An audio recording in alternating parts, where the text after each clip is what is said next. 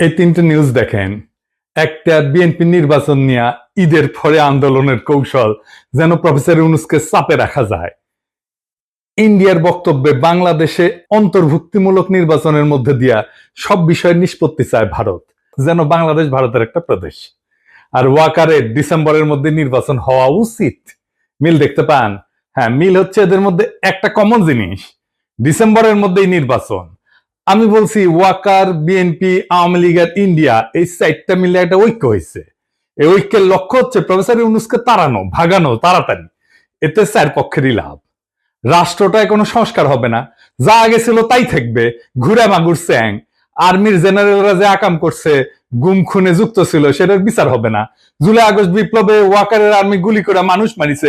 গতকালই নেত্র নিউজে একটা রিপোর্ট আসছে, 5ই আগস্ট সকালে আর্মি টার্গেট কইরা মাথায় গুলি কইরা মানুষ মারছে, টার্গেট কইরা, বিনা উস্কানিতে। এই যে এটা দেখে নিয়েন, খুব ভালো রিপোর্ট করছে এটা। এগুলার বিচার যেন না হয়, এইটা ওয়াকার চায়। যারা গুম খুনে যুক্ত ছিল তাদের যেন বিচার না হয়, বিডিআর হত্যাকাণ্ডের যেন বিচার না হয়। শুনেন তার মুখেই। এই বর্বরতা কোনো সেনা সদস্য করেনি, সম্পূর্ণটাই তদানীন্তন বিজিবি সদস্য দ্বারা সংঘটিত। Full stop. এখানে কোনো ইফ এবং বাট নাই। এই ওয়াকারের নেতৃত্বেই প্রাণঘাতী অস্ত্র দিয়া বিক্ষোভকারীদের গুলি করে মারা হয়েছে। আয়নাঘর ভিজিট করতে বাধা দিছে প্রফেসর ইউনূসকে। নিজে গেছে ভিজিট করতে, উই গেছে ভিজিট করতে। ওর আর্মি অফিসাররা তো এই কাজ করেছে, উই গেছে, যায় নাই। হাসনাতকে ডাইকা হুমকি দিছে পরিশুদ্ধ আওয়ামী লীগ আনবে, ইন্ডিয়া সিকুট দিছে ইনক্লুসিভ নির্বাচন করে। ওয়াকার এরপর থেকে কে হুয়া করে সিকুট দিচ্ছে ইনক্লুসিভ নির্বাচন করে। এই ঐক্যে বিএনপির কি লাভ? সে আর একটা আওয়ামী লীগ হয়ে উঠতে পারবে, ফ্রি স্টাইলে লুটপাট করবে, ভোটার ছাড়া নির্বাচন করবে, গুম খুন শুরু করবে। করছিল তো 2 কোটি নাকি ভোটার, না 1.5 না 2 কোটি ভোটার, ভুয়া ভোটার তালিকা করছিল। ক্রসফায়ার করবে, ক্রসফায়ার তো শুরু করছিল বিএনপি, জানেন তো। এটা নিয়ে আসি চেয়ারটা এপিসোড কইরা। আওয়ামী লীগের লাভ, তার বিচার হবে না। এত জুলুম চালানোর পরে যে দলটা নিশ্চিন্ন হয়ে যাওয়ার কথা ছিল, সে আবার ফিরে আসবে রাজনীতিতে। 75-এর পরে ফিরে আসিছে যেভাবে সেভাবে। আর ইন্ডিয়া, হাসিনা যা দিছে, যা ইন্ডিয়া সারা জীবন মনে রাখবে, সেটা অব্যাহত থাকবে। সে নদী শুকাবে, সীমান্তে বাংলাদেশি নাগরিক মারবে, বাংলাদেশের বাজারে তার পণ্য বেচবে, ভোমা ভোমা পেঁয়াজ খাওয়াবে 300 টাকা কেজিতে। তারপরে বলবে তোমাদের রান্নাঘরে চলে না আমাদের খাবার ছাড়া, আমরাই তো তোমাদের খাওয়ায় বাঁচায় রাখতেছি। রোগী ধরে নিয়ে যাবে ইন্ডিয়ায়। তারপরে বলবে আমাদের এখানে না আসলে তোমাদের গতি কি? চিকিৎসাই তো হবি না তোকে। বাংলাদেশের চাকরির বাজারে সব টপ পজিশন গুলো নিয়ে নেবে। আর কি ট্রানজিট নেবে বাংলাদেশের মধ্যে দিয়া। এই তো প্রফেসর ইউনূস অসংখ্যবার বলছে ডিসেম্বর থেকে জুনের মধ্যে নির্বাচন দিবে। এই সময়টা লাগবে তার সংস্কার করতে। এটা সহ্য হতেছে না। কারণ সংস্কার করলে তো সেই রাষ্ট্রে যথেচ্ছাচার চালানো যাবে না, ভারতীয় আধিপত্য চালানো যাবে না, লুটপাট চালানো যাবে না, আয়না ঘর বানানো যাবে না। এই সংস্কার কেন দরকার একটু বুঝে দেখি, আসেন। রাষ্ট্র কিছু প্রতিষ্ঠানের মিলিত শক্তি। একটা বিল্ডিং যেমন থামের উপরে খাড়ায় থাকে না, রাষ্ট্র দাঁড়ায় থাকে ইনস্টিটিউটের উপরে। যেমন ধরেন আদালত একটা ইনস্টিটিউট বা প্রতিষ্ঠান, আমলাতন্ত্র বা ব্যুরোক্রেসি একটা প্রতিষ্ঠান, মিডিয়া একটা প্রতিষ্ঠান, সেনাবাহিনী একটা প্রতিষ্ঠান, পুলিশ একটা প্রতিষ্ঠান, এমনকি বাজার একটা প্রতিষ্ঠান, অর্থনৈতিক ব্যবস্থা একটা প্রতিষ্ঠান, শেয়ার মার্কেট একটা প্রতিষ্ঠান, নির্বাচন কমিশন একটা প্রতিষ্ঠান। এগুলো কিসের উপরে টিকে থাকে, কার্যকর থাকে কিভাবে? একটা জিনিসে, একটা মাত্র জিনিসে এগুলো কার্যকর থাকে, সেটা হচ্ছে ট্রাস্ট বা বিশ্বাস। আপনার আদালতের উপরে বিশ্বাস থাকতে হবে যে আপনি ওখানে যে ন্যায় বিচার পাবেন। পুলিশের কাছে গেলে আপনি নিরাপত্তা পাবেন, বিশ্বাস থাকতে হবে। নির্বাচনে অবাধে ভোট দিতে পারবেন, এই বিশ্বাসটা থাকতে হবে। প্রশাসনের কাছে গেলে বিনা ঘুষে সেবা পাবেন, এই বিশ্বাস থাকতে হবে। আর্মি আমার রাষ্ট্রকে নিরাপত্তা দেবে, এই বিশ্বাসটা থাকতে হবে। সরকারি হাসপাতালে গেলে রোগের সুচিকিৎসা পাবেন, এই বিশ্বাসটা থাকতে হবে। শেয়ার মার্কেটে গেলে নিরাপদে বিনিয়োগ করতে পারবেন, এই বিশ্বাসটা থাকতে হবে। বাজারে স্বাস্থ্যসম্মত নিরাপদ পণ্য পাবেন সুলভে, এই বিশ্বাসটা থাকতে হবে। তো আপনি কি এইগুলা পান? পান না। আপনি ভোট দিতে পারেন না। ঘুষ ছাড়া ফাইল নড়ে না। বাজার ফাংশন করে না। আপনাকে চাঁদা দিতে হয় ব্যবসা করার জন্য। ব্যাংকে টাকা রাখলে লুট হয়ে যায় সেই টাকা। শেয়ার মার্কেটে আপনার টাকা লুট হয়ে যায় বছরের পর বছর। ওয়াকার বলে আর গুলি চালাবে না সেনাবাহিনী, আর সেই দিনই নিরস্ত্র শান্তিপূর্ণভাবে বিক্ষোভ করা মানুষকে টার্গেট করে মারে ওয়াকারের সেনাবাহিনী। তো বিশ্বাস আছে? থাকে না। যে সেনাবাহিনী দেশ রক্ষা করার কথা, সে আয়না ঘর বানায় ক্যান্টনমেন্টের মধ্যে। যেখানে পশুর মতো বন্দি করে রাখে মানুষদের দিনের পর দিন। আর কত বলবো? তো এই বিশ্বাসটাই ডেমোক্রেসি। শুধু ভোট দেওয়াটা ডেমোক্রেসি না, ভোট ডেমোক্রেসির একটা পার্ট। হাসিনা যে শুধু ভোট দিতে দেয় নাই তা না, সে ইনস্টিটিউট গুলোকে ধ্বংস করছে, ফলে রাষ্ট্র নাই হয়ে গেছে, ভেঙ্গে পড়ছে একেবারে। এইগুলা থেকে বিশ্বাস বা ট্রাস্ট নাই করে দেওয়া হয়েছে। সে বিশ্বাসকে প্রতিস্থাপন করছে কি দিয়া? ভয় দিয়া, টেরর দিয়া। ডেমোক্রেসির মধ্যে বিশ্বাসকে ভয় দিয়া প্রতিস্থাপন কইরা স্বৈরাচার হয়, ফ্যাসিবাদ হয়। আপনি চিন্তা করে দেখেন, আপনার জীবন কাটতো ভয়, সারাক্ষণ ভয়, চাকরির ভয়, সম্পদ হারানোর ভয়, অপমানের ভয়, জেলে যাওয়ার ভয়, গুম হওয়ার ভয়, মাস্তানির শিকার হওয়ার ভয়। প্রফেসর ইউনূসের সরকারের টাইম লাগতেছে কেন সামাল দিতে? কারণ ভয় দিয়ে তো প্রফেসর ইউনূস শাসন করতেছে না, আর ইনস্টিটিউট গুলো তো দাঁড়ায় নাই। এই যে গ্যাপ, এই টাইমে রাষ্ট্র এই অবস্থাতেই থাকবে। সেজন্যই সংস্কার। এই সংস্কার না হইলে ভয় দিয়েই শাসন করতে হবে, যেই আসুক ক্ষমতায়। তাই বলি যে বিএনপি স্বৈরাচার হয়ে উঠতে হবেই, মাপ নাই যদি রাষ্ট্রের সংস্কার না হয়। এই সংস্কারে বাধা দেওয়ার জন্য ইন্ডিয়া আর বিএনপি উর্দি পড়া মাস্তান আনিছে, সে হইতেছে ওয়াকার। ওয়াকার সেই উর্দি পড়া মাস্তান ইন্ডিয়া আর বিএনপির। সে ওয়াকার ইন্ডিয়ার স্বার্থে দেশের রাজনৈতিক গতিমুখ অন্যদিকে ঘুরে দিতেছে। কিভাবে? আমরা জানি ইন্ডিয়া ওয়াকার হাসিনার বনজামাই। শুধু তাই না, সে একজন ইন্ডিয়া অনুরাগী ব্যক্তি। আওয়ামী লীগকে অন্তর্ভুক্ত করে ভবিষ্যতে জাতীয় সংসদ নির্বাচন সম্পন্ন করার জন্য প্রায় প্রকাশ্যেই বলছে। ওয়াকার নিয়মিত ইন্ডিয়ার সেনা প্রধানের সাথে কথা বলে তার পরামর্শে কাজ করে। শুনেন ইন্ডিয়ার সেনা প্রধানের কণ্ঠেই শুনেন। I am in touch with the chief of Bangladesh during the time of when this changeover took place. I was in constant touch with him, and even thereafter, in November 24, we had a video conference also. As far as the military cooperation is concerned, is again going up in the same way. Our officers have moved there for the NDC also.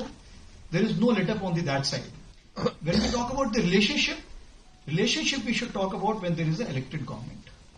So as of now, the relationship is with the military is well and perfect. এটা ভারতীয় সরকারের পক্ষ থেকে বারংবার দাবি করা হয়েছে।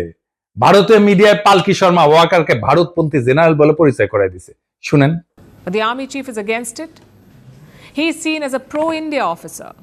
Fascist হাসিনার পক্ষ অবলম্বন করে সে এই অপরাজনীতি করেই চলতেছে। এর বিপরীতে অন্তর্বর্তীকালীন সরকারের প্রধান উপদেষ্টা ডক্টর মোহাম্মদ ইউনূস কোনো রাজনীতি বুঝেন না বা করেনও না, অথবা করতে পারেন না। কিন্তু বিএনপির বিপরীতে ব্যাপকভাবে তার জনপ্রিয়তা বাড়তেছে। এর কারণ কি? তিনটা কারণ, প্রধান কারণ। প্রথমত, তার সরকার দুর্নীতিমুক্ত। তিনি খুনি হাসিনার আমলে যেভাবে বাংলাদেশকে লুটপাট করে দেউলিয়া করে ফেলা হয়েছে তা শক্ত হাতে বিচার করতে চান। দ্বিতীয়ত, দেশবাসীর সকল মৌলিক মানবিক এবং রাজনৈতিক অধিকার ছিনায় নেওয়ার অপরাধে তিনি ফ্যাসিস্ট হাসিনার আওয়ামী লীগে শক্ত হাতে শাস্তি দিতে চান। 3 নাম্বার, বাংলাদেশ স্বাধীন হওয়ার পরে গত 53 বছর ধরে এদেশের ভাগ্য নিয়ে ইন্ডিয়া যেভাবে সিনেমিনি খেলছে এবং দীর্ঘ 15 বছর ফ্যাসিবাদী দুঃশাসনকে সমর্থন দিয়ে তারা বাংলাদেশকে যেভাবে ভুগাইছে, তাতে তিনি ক্ষুব্ধ এবং ক্রুদ্ধ। দেশবাসীকে বোকা ভাবার কোনো কারণ নাই। মানুষ বোঝে কেন আজ অধ্যাপক মোহাম্মদ ইউনূসকে সমর্থন করতে হবে। অভিন্ন কারণে সশস্ত্র বাহিনীর 95% সদস্য বুঝে এই অন্তর্বর্তীকালীন সরকারের প্রধান উপদেষ্টার পেছনে কেন একজোট হয়ে দাঁড়াইতে হবে। কারণ এটা বাংলাদেশের স্বাধীন অস্তিত্ব এবং সার্বভৌমত্বের প্রশ্ন। স্বাধীন সত্তা নিয়ে ইন্ডিয়ার মুখোমুখি দাঁড়ায় আপন দেশের জনগণের স্বার্থে রাষ্ট্র পরিচালনার বিষয়। আর সেই দেশবাসীরা যখন দাঁড়ায় যায়, তখন জেনারেল ওয়াকার সহ অল্প কিছু কর্মকর্তা ভিন্ন কিছু করার সুযোগ হারায় যায়।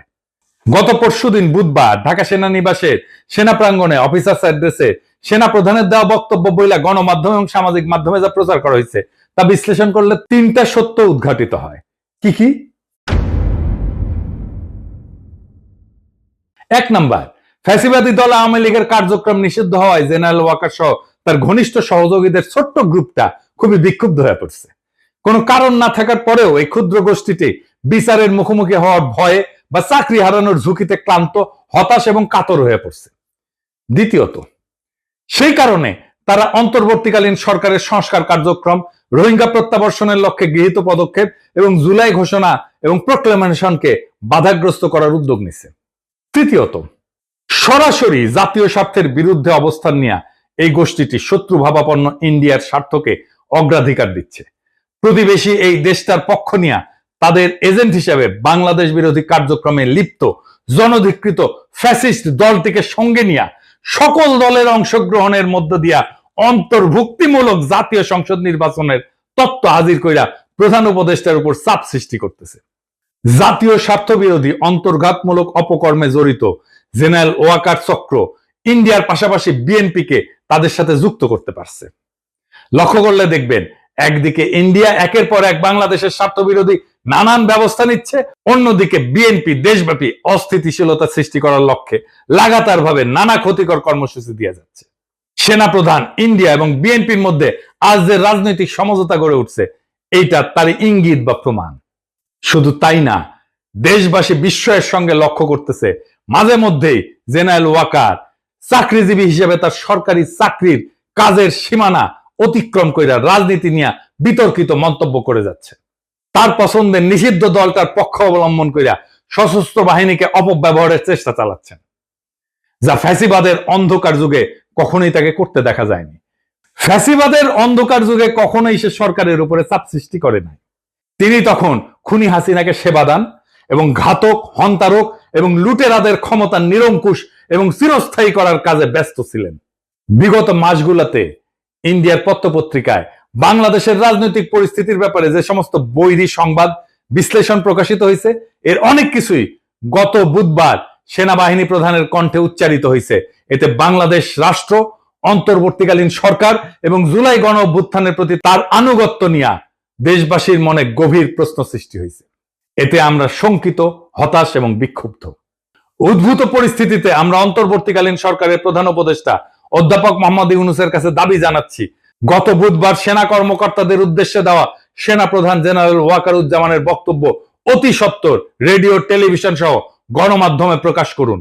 অফিসারদের উদ্দেশ্যে দেওয়া বক্তৃতায় তিনি কি বার্তা দিচ্ছেন এবং কোন প্রশ্নের কি জবাবে কি বলছেন, এর ধারণকৃত বিবরণ, রেকর্ডেড অ্যাকাউন্ট দেশবাসী শুনতে চায়।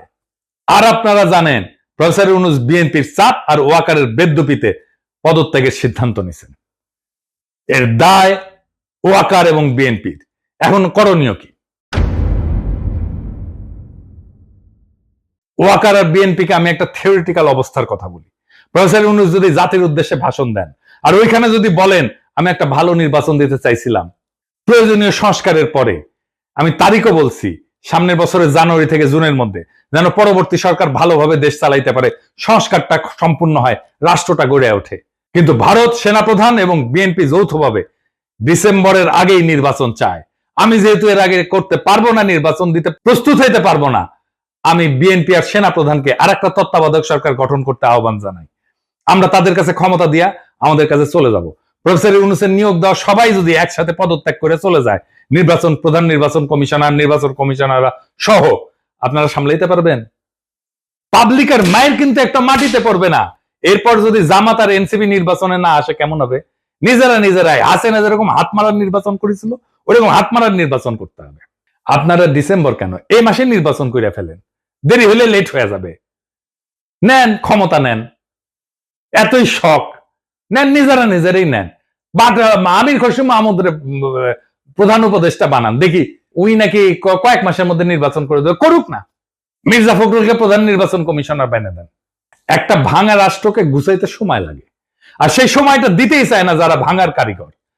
ওয়াকার, ইন্ডিয়া, বিএনপি, আওয়ামী লীগ চারজনে মিলা একটা অশুভ ঐক্য তৈরি করছে, যাতে রাষ্ট্রটা আর কখনো ঠিক না হয়, বিচার না হয়, সংস্কার না হয়, ইনস্টিটিউশন না দাঁড়ায়। ভয়টা থেকেই যায়, কারণ ভয় থাকলেই তারা শাসন করতে পারবে। কিন্তু ভয় আর বিশ্বাস, এই দুয়ের মধ্যে বেছে নিতে হবে বাংলাদেশকে, আমরা কোনটা চাই। প্রফেসর ইউনূস ভয় দিয়ে শাসন করতে চায় না, তাই তিনি বলছেন সংস্কার ছাড়া নির্বাচন মানে প্রতারণা। অথচ ওয়াকাররা বলতেছে ডিসেম্বরেই ভোট করো। কেন? কারণ জনগণ যদি একটু সময় পায়, যদি ইনস্টিটিউট দাঁড়ায় যায়, যদি মানুষ বুঝে পেলে তার অধিকার কি, তাহলে আর ভয় দিয়ে শাসন করা যাবে না। ওইখানেই তাদের ভয়। এই নির্বাচন মানে আরেকটা স্পিড ব্রেকার, যাতে ট্রাস্ট বা বিশ্বাস তৈরির কাজ থেমে যায়, জনগণের ক্ষমতা না বাড়ে। তাই বলছি, এখনই সময় তাদের এই অশুভ ঐক্যের বিরুদ্ধে জনগণের ঐক্য গড়ার। বিএনপি, আওয়ামী লীগ, ওয়াকার আর ভারতের এই অশুভ ঐক্য ভেঙে দিতে হবে। প্রফেসর ইউনূসকে সময় না দিলে এই রাষ্ট্রে শুধু সরকার বদলাবে, শাসন বদলাবে না, শুধু মুখ বদলাবে, হিংসা আর লুটপাটের কাঠামো থাকবে আগের মতোই। তাই প্রশ্ন একটাই, আপনি কি ভয় দিয়ে শাসিত হতে চান নাকি বিশ্বাসের উপরে দাঁড়ানো একটা স্বাধীন গণতান্ত্রিক রাষ্ট্র চান? উত্তর শুধু আপনার না, পুরো জাতির। এবং যদি জাতি ঠিক করে, তবে এই ডিসেম্বর তাদের ডিসেম্বর হবে না, আমাদের হবে। ইনকিলাব জিন্দাবাদ।